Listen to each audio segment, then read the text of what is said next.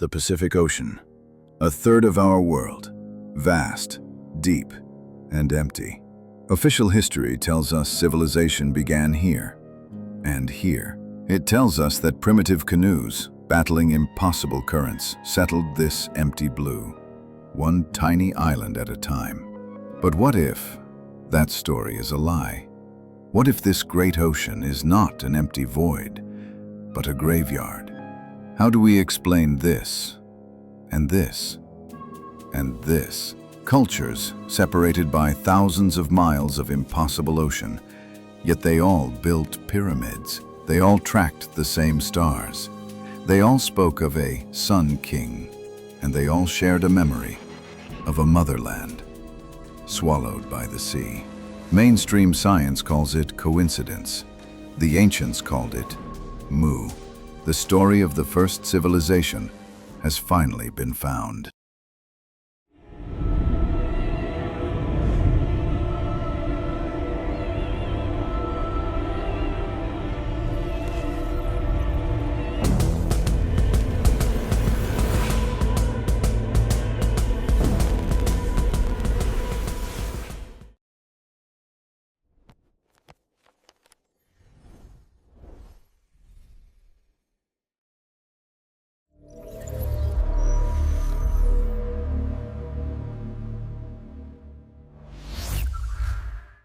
The story we are taught is one of impossible journeys. We are told that humanity, small in number, armed with stone-tipped spears, crossed a frozen land bridge into the Americas. That they spread south, populating 2 entire continents. Separately, we are told that small wooden canoes set out from Asia, braving the largest, most hostile ocean on Earth, to find specks of land separated by thousands of miles of open water. These 2 stories, the Bering Strait migration and the Polynesian expansion, are the pillars of modern anthropology. And according to these pillars, the civilizations that arose in the Americas and the civilizations that dotted the Pacific had absolutely no contact with each other, or with the old world of Egypt and Mesopotamia. They were born in total isolation. A comforting, simple story. Unfortunately, it is demonstrably false. If these cultures were completely separate, how do we explain the pyramid?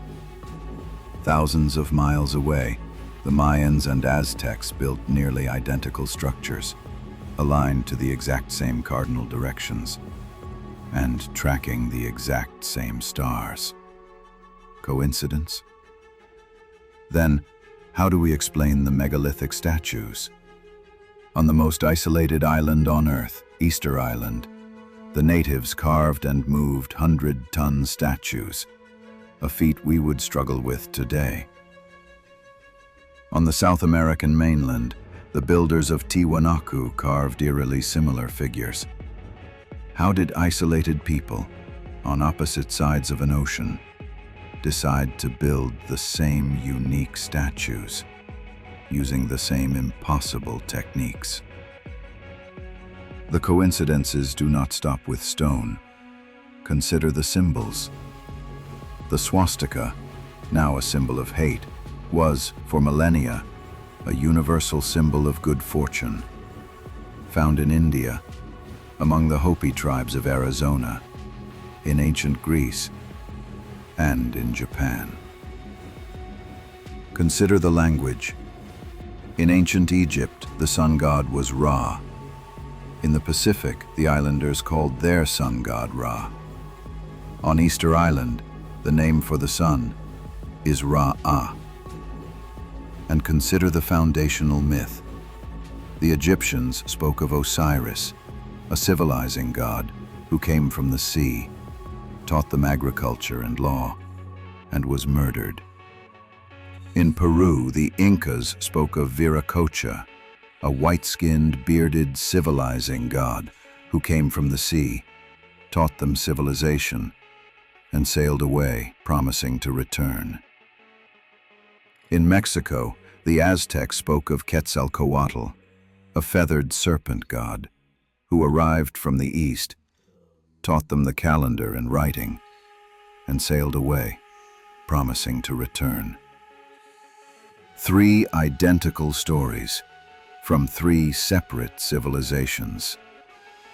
At what point does coincidence become conspiracy? The establishment calls it coincidence, but for over a century, dissenting voices, scholars and explorers have pointed to a different answer.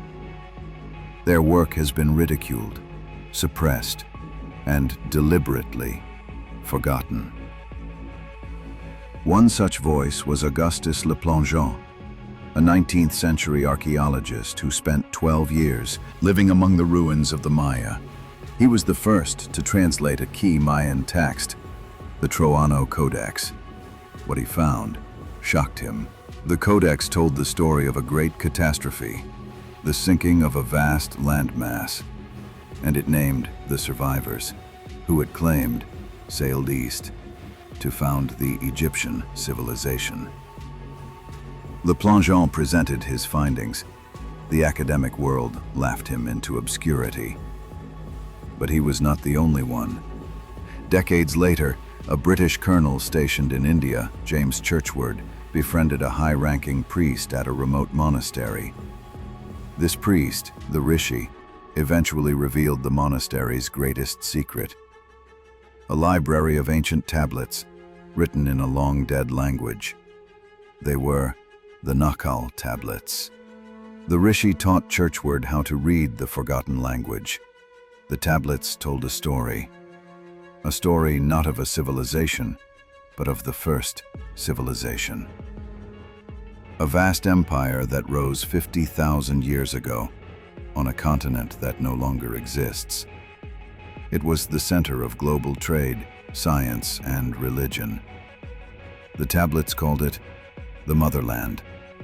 They called it Mu. This is the answer to the enigma. The similarities are not coincidence. They are inheritance. The civilization of Egypt was not born in the Nile Valley. It was a colony of Mu.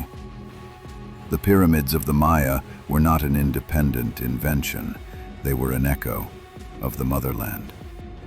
The stories of sun kings and civilizing gods like Osiris and Viracocha were not separate myths. They were the shared, distorted memories of the Nakal priesthood, the missionaries of Mu, sent to enlighten the far corners of the world. This was the Golden Age, remembered by all cultures, an age of universal peace and advanced science, ruled by a benevolent empire from its heartland in the Pacific. An age that came to a violent end. The Nakal tablets, the Troano Codex, and geological records all tell the same story. A celestial object, or a catastrophic shift within the Earth itself, triggered a global cataclysm. In a single day and night, the motherland sank beneath the waves, wiping the center of human civilization off the face of the Earth. What was left were the scattered, traumatized survivors. The colonies, like Egypt and the Maya, suddenly cut off from their source, left to lapse into barbarism, clinging only to the fragmented memories of their lost paradise. Is this fantastic story true? The establishment says no. They say the evidence does not exist, but it does. It is hiding in the deepest trenches of the Pacific. It is carved into the megaliths of Easter Island. It is coded into our most ancient myths. In this documentary, we will follow the trail left by Churchward. We will examine the forgotten languages. We will decode the impossible technologies of the ancients. And we will hunt for the physical proof of the sunken motherland. Because to understand who we are, we must first uncover who we were.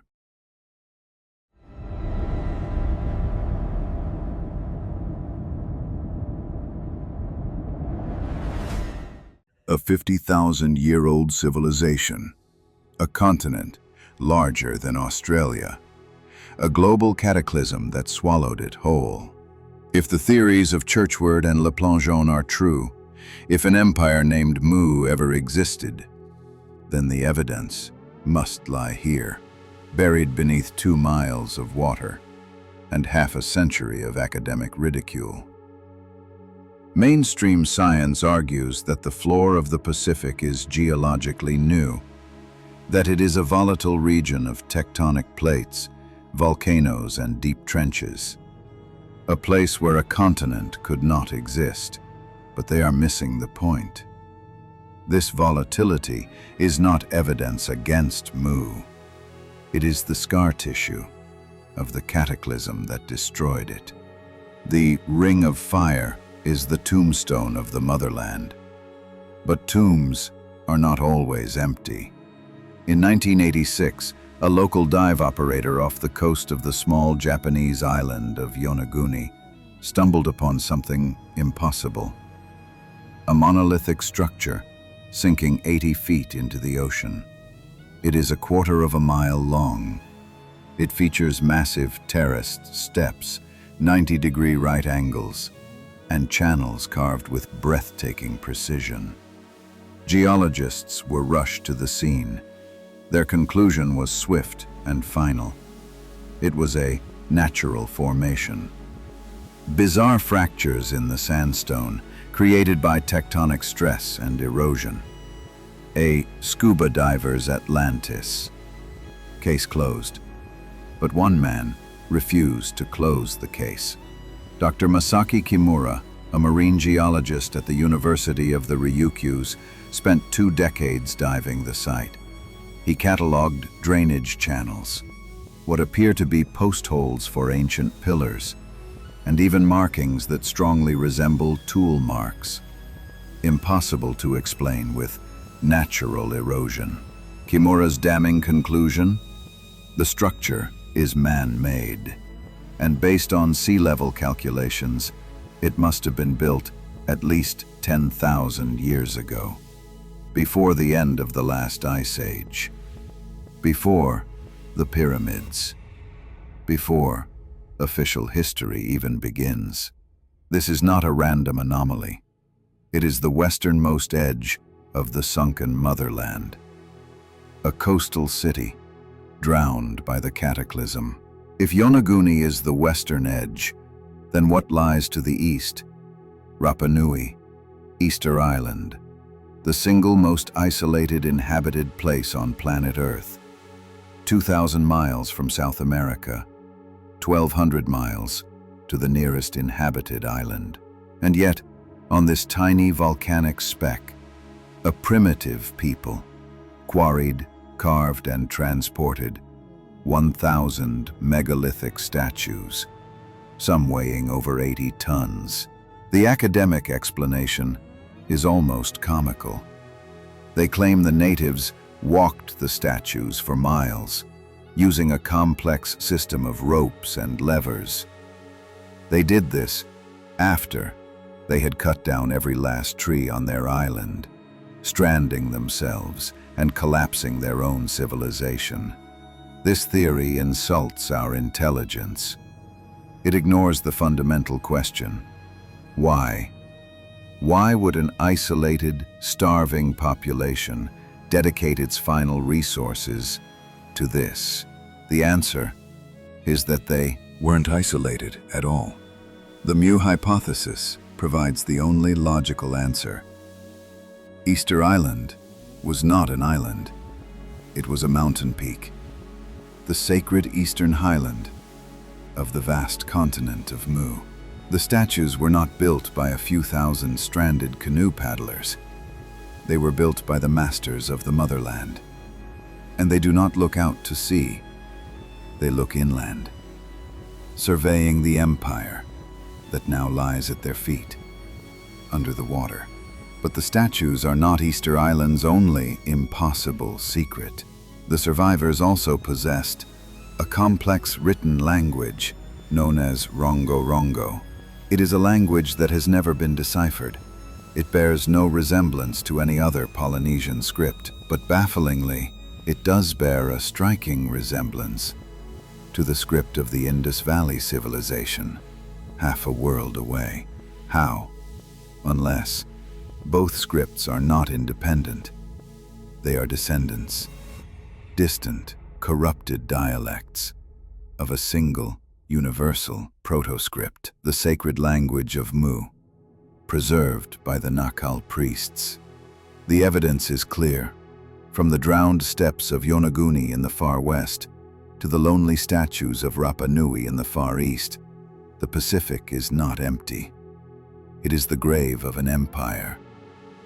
But when Mu sank, not everyone perished. The survivors, the Nakal, the civilizing priests, fled the cataclysm. They sailed east and they sailed west, carrying the fragments of their lost knowledge. They landed on shores already populated by primitive peoples, and they began the great work of rebuilding. They became the civilizing gods, the bearded white saviors, the serpent kings, remembered in the myths of every first civilization.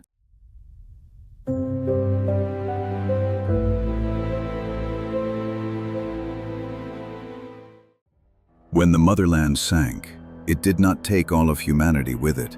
The Nakal, the sacred priesthood of Mu, fled the cataclysm in great ships. They were the heirs, carrying the dying light of the world's first empire. They sailed east, landing on the shores of the Andes, and they sailed west, arriving in the fertile valleys of the Nile and the Indus. They found these lands inhabited by scattered primitive tribes, and they began the great work, the attempt to rebuild their lost paradise.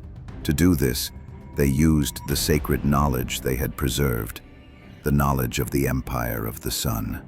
Consider the enigma of Egypt. For millennia, the official story tells us, the Nile Valley was home to simple farmers. Then, seemingly overnight, this appears.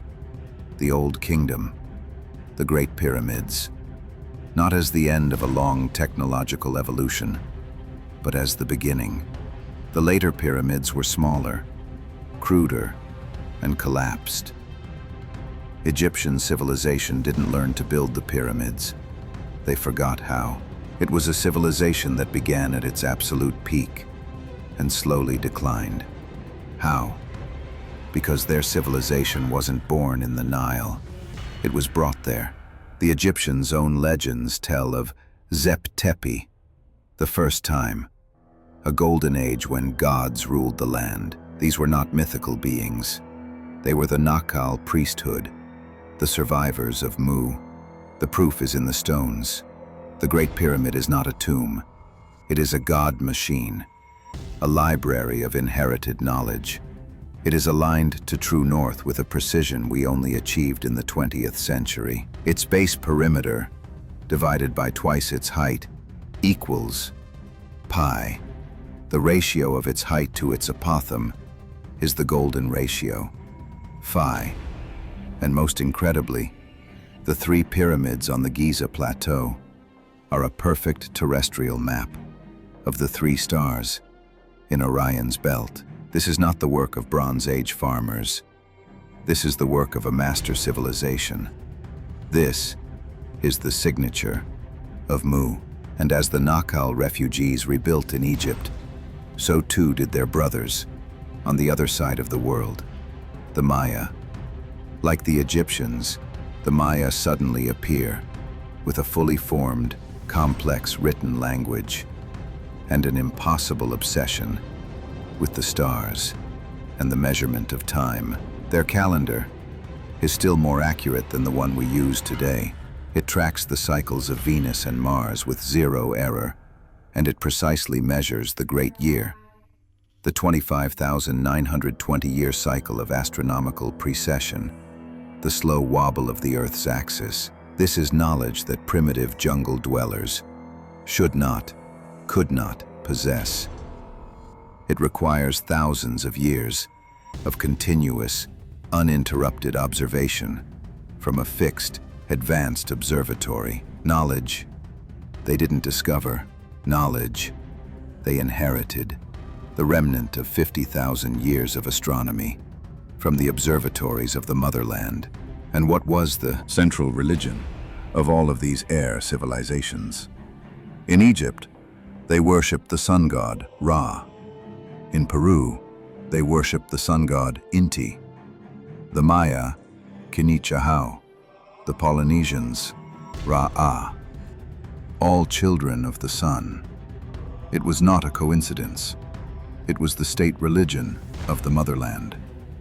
Mu was the empire of the sun, and its civilizing gods, Osiris, Viracocha, Quetzalcoatl, were all titles for the same beings, the Nakal priesthood, the heirs of the Sun King. This is why both cultures, thousands of miles apart, quarried, carved, and raised impossible single-stone megaliths, the obelisk and the stela. They were astronomical clocks, memorials to the lost science of Mu. We have seen the knowledge, the math, the astronomy, the religion, but this inheritance leaves one final, terrifying question. How? How did the Egyptians carve, move, and lift 100-ton blocks of solid granite with bronze chisels and wet sand? How did the builders of Pumapunku carve the hardest stone on earth, diorite, with such impossible surgical precision that not even a razor blade can fit between the joints? The academic answer is a fantasy. The true answer is the one they are terrified to admit. The heirs of Mu did not just inherit knowledge, they inherited technology. Technology we have yet to rediscover.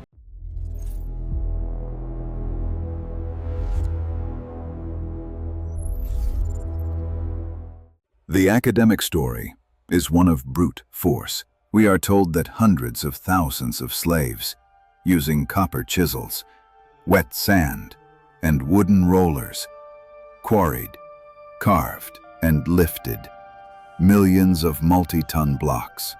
This is the official explanation. It is a fantasy. It defies the laws of physics, engineering, and simple logic. The stones of Sacsayhuaman fit together so perfectly that they form an earthquake-proof seal. This is not pounding stone on stone. This is liquefaction. This is advanced technology.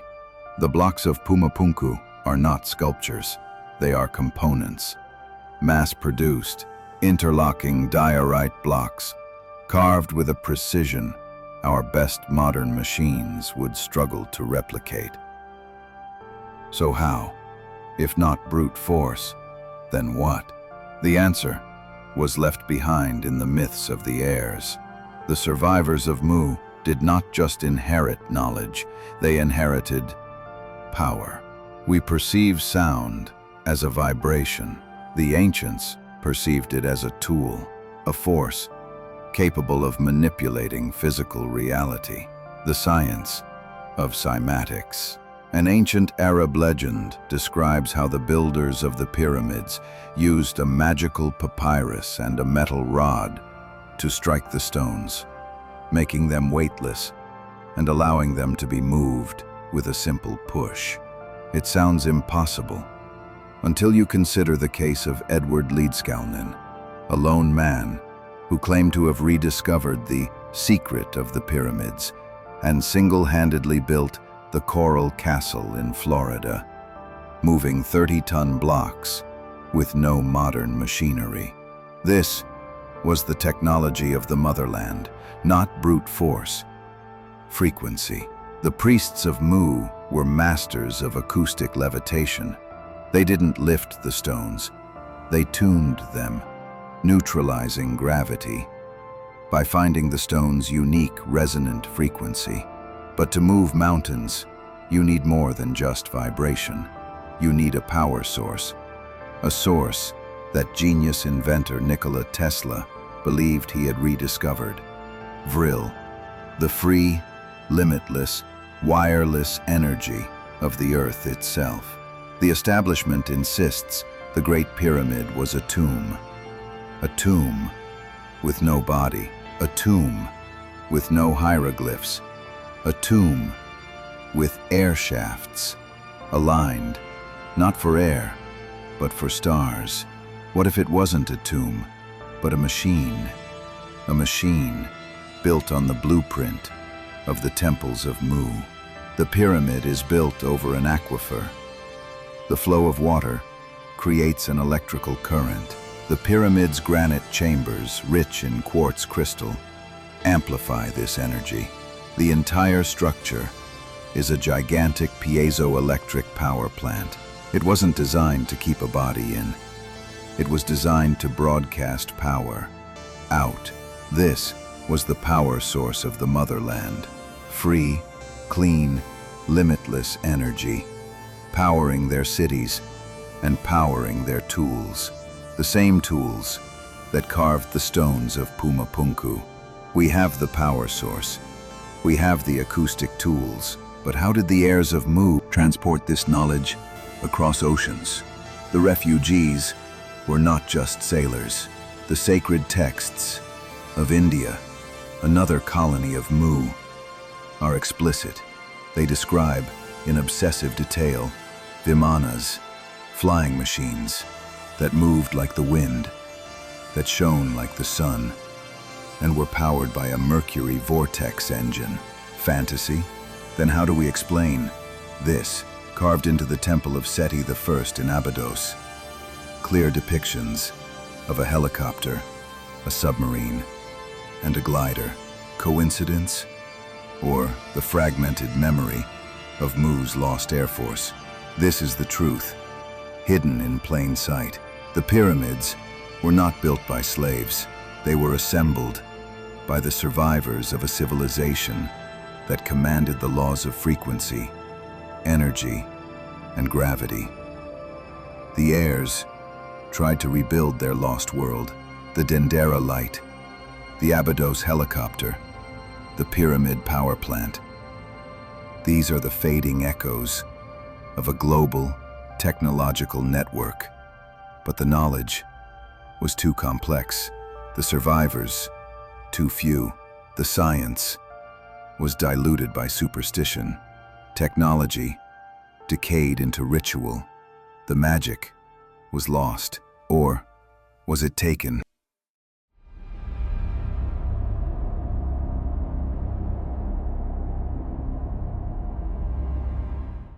The technology of the motherland was a symphony. The pyramid power plants, the acoustic tools, the flying machines, they all worked in unison. But when Mu, the conductor, was obliterated, the symphony collapsed into noise. The heirs, the survivors, had the tools, but they had lost the power source. The global energy grid, broadcast from the heart of the motherland, was gone. The tools became useless, inert objects. The science became ritual. The tuning forks of levitation became the scepters of kings. The power source became a lotus flower offering. The memory of the technology was preserved. The understanding was lost. The struggling colonies, Egypt, Maya, India, tried to rebuild using fragmented blueprints, but they were not given the chance. The sinking of Mu was not the end of the cataclysm. It was the beginning. The sudden displacement of a continent unleashed millennia of tectonic instability. Ice caps destabilized. Sea levels swung wildly. The planet was wounded, and it prepared for a final cleansing blow. An event remembered by every culture on Earth. The Great Flood, the second filter. This was the event that scoured the Sphinx. This was the flood of Noah, Gilgamesh, and Manu. This Great Reset wiped the struggling Heir civilizations almost to extinction. Almost. Not all of the Heirs perished. A chosen few, the most elite of the priesthood, foresaw the final flood. They retreated, not to the coasts, but to the highest mountains. Tibet, the Andes, Ethiopia. When the waters receded, they looked out upon a new world. A savage, broken, traumatized world. And the elite priesthood made a decision. Humanity was not ready. The power that had destroyed Mu, the acoustic technology, the free energy, was too dangerous for these savage survivors. It would not be used to rebuild paradise. It would be used to create weapons. And so, the Great Forgetting became the Great Concealment. The technology was not lost. It was hidden. The magic was taken. The survivors of the priesthood became the guardians of the forbidden knowledge. They created the mystery schools. They hid the science of Mu in plain sight, disguising it as allegory, mythology, and ritual. This unbroken chain links the priesthood of Egypt to the Gnostics, to the Knights Templar, to the Rosicrucians, to the highest orders of Freemasonry. They call themselves the Keepers of the Flame. They believe they are protecting humanity from itself. They believe we are not ready for the truth. But what if they are simply protecting their own power? What if the free energy is hidden, not to protect us, but to control us?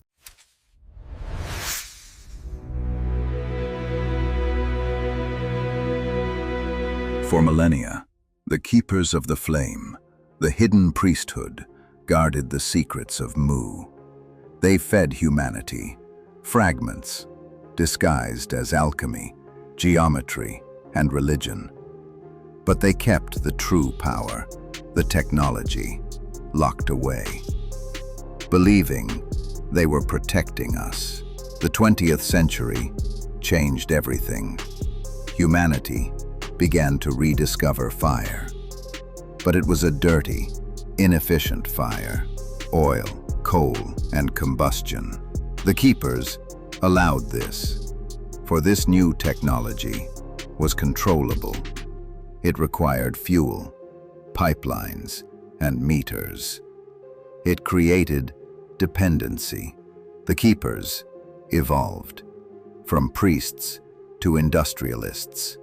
But one man, a true genius, threatened to break their monopoly. A man who wasn't trying to invent, he was trying to remember. Nikola Tesla, the man who dreamed of free, wireless energy, broadcast to the entire globe from a network of magnifying transmitters. Does that sound familiar? It should. Tesla had rediscovered the power system of Mu, the pyramid power plant. He wasn't an inventor, he was a channel. He hadn't created, he had accessed the lost Codex of the motherland, and the Keepers took notice. His financier, J.P. Morgan, a man whose empire was built on control, asked him a simple question. If anyone can tap this energy, where do we put the meter? When Tesla refused to be controlled, his funding was cut. His laboratory was destroyed. His patents were seized. He died, penniless and alone, in a hotel room. The Keepers had silenced the threat. The Great Forgetting was enforced. But the Keepers were not the only ones who knew the legends. Another group was hunting for the Codex, not to hide it, but to weaponize it. The Nazi SS and their Ahnenerbe, the Ancestral Heritage Division. The Nazis co-opted the most sacred symbol of Mu, They believed they were the true descendants, not of Mu, but of a rival empire, Atlantis or Hyperborea. They believed the technology was their birthright. They funded expeditions to Tibet, interrogating the monks, hunting for the same Nakal tablets that Churchward had seen.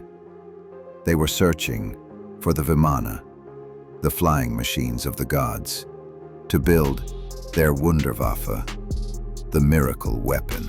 The secret war had begun.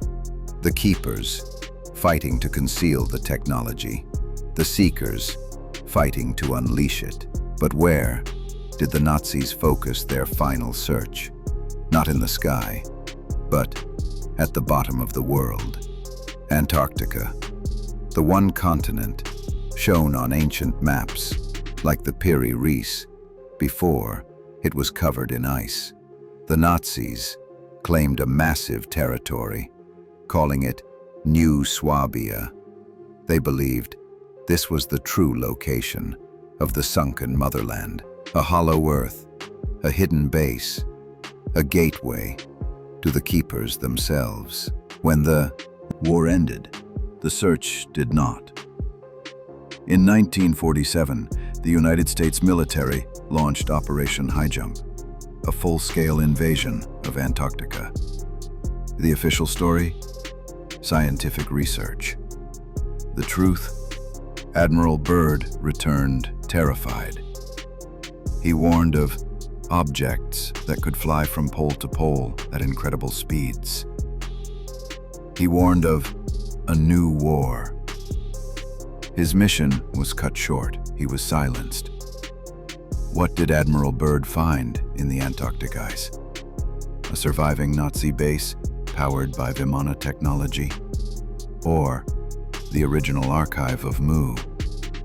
The central library, the Veritas Codex itself, frozen in time and guarded to this day.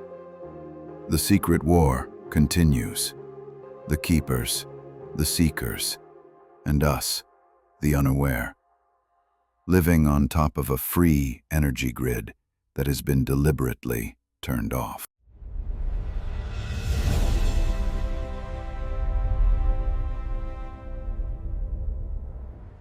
The Codex remains sealed. The Keepers won. Tesla was silenced. The Nazis were defeated. Or were they? The technology of Mu remains a secret. And so, we live in the world they built for us. A world powered by dirty fuel. A world of debt, dependency, and division. A comfortable prison where the Keepers control the energy and therefore control us. They have enforced the Great Forgetting, but they made one fatal miscalculation. They could control the oil fields, they could control the banks, they could control the armies, but they forgot to control information. Controlled. Suddenly, the anomalies could no longer be hidden. UFOs, now called UAPs, are officially confirmed. Göbekli Tepe, in Turkey, proves that advanced megalithic civilization existed before the flood, before Egypt, before Sumer. The Keepers are losing their grip. The dam is cracking. We have searched for the technology, the free energy, the levitating stones. But what if this was not the true secret of Mu? What if the technology was just a byproduct of something much greater? The true secret of the motherland was consciousness. The Nakal were not just engineers, they were ascended masters. They understood that the universe is vibration, that mind creates reality, that we are not separate, we are one. This was the Great Forgetting. The Keepers didn't just hide the machines, they hid our potential. They suppressed our consciousness. They taught us fear, separation, and scarcity, because a divided, frightened humanity is easy to control. But how do you hide knowledge from everyone? You don't bury it in the ice of Antarctica. You don't lock it in a Vatican vault. You hide it in the one place no one would ever think to look. You hide it inside us. The Codex is not a book. It is a code. The memory, the science, the consciousness of Mu is locked in the 98% of our DNA that scientists have dismissed as junk. It is a time-locked inheritance, a blueprint waiting for the right frequency to awaken. The Maya predicted this. The end of their great year was not the end of the world. It was the end of the sleep. It is the Great Awakening. It is now. We are at the crossroads. The Keepers are making their final move, offering us more control, more fear. But the Codex is unlocking. We are remembering. The motherland is not a place to be found. It is a state of being to be reclaimed. The free energy is not in a machine. It is in us. The Veritas Codex is you. The great forgetting is over. Welcome to the awakening.